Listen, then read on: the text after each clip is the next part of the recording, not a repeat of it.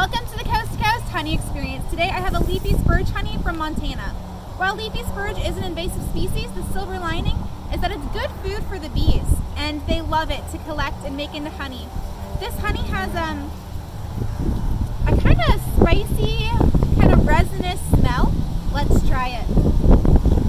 Whoa, look how thick this is. It is quite thick, meaning it has a low water content.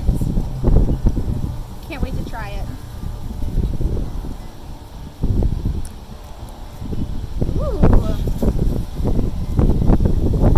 This is almost like candy. It has a very sharp pine taste to begin with and finishes kind of earthy. Very similar to horehound candy. Stay tuned for the next Coast to Coast Honey Experience.